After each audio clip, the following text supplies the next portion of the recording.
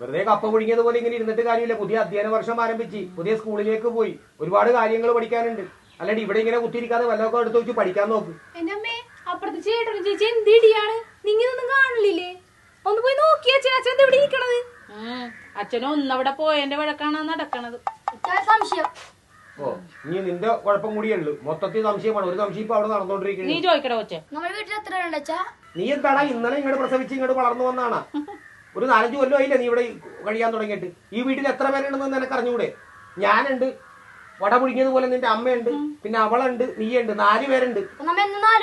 അതെന്താ നീ അങ്ങനെ ചോദിച്ചത്? കുറച്ച് കഴിയുമ്പോ ഞാൻ പഠിച്ചു വലുതായി ഇവരെല്ലാം കൂടെ എന്നെ കെട്ടിച്ചൂടൂലേ? അപ്പൊ ഞാൻ സെക്കൻഡ് ഡ്യൂട്ടി പോകും. അപ്പൊ നിങ്ങൾ എല്ലാവരും 3 പേരാവൂല്ലേ? ഞാനും കല്യാണം കഴിക്കൂലേ? ഞാനും വലുതാകൂലേ? അപ്പൊ ഞാൻ വീണ്ടും 4 ആവൂലേ? അതെങ്ങനെയാടാ പൊട്ടാ? നീ കല്യാണം കഴിച്ച ഭാര്യ മാത്രമേ ഉണ്ടാവുള്ളൂ. നിനക്കൊരു കുഞ്ഞുണ്ടാവൂലേ? അപ്പൊ നമ്മൾ 5 ആയില്ലടാ. ഇല്ല, എന്നാലും 4 ആകുള്ളൂ. അതെങ്ങനെയാ 4 ആകണത്?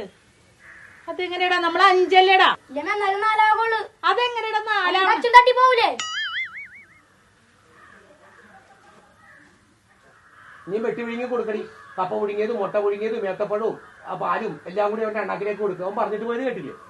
ഈ ചെറുക്കന്റെ നോക്ക് ഇങ്ങോട്ട് പറയണ്ട, ഞാൻ നല്ല തരണുണ്ടെന്ന്. അച്ഛൻ തട്ടിപ്പോയാൽ അവൻ അച്ഛനെ തട്ടാൻ നടക്കണം.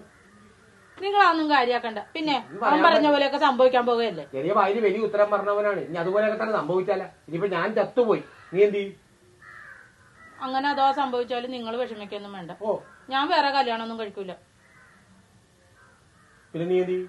എന്ത് ചെയ്യാനാണ്? എന്റെ കല്യാണം കഴിക്കാത്ത അനിയത്തിയോടെ പോയി താമസിക്കും.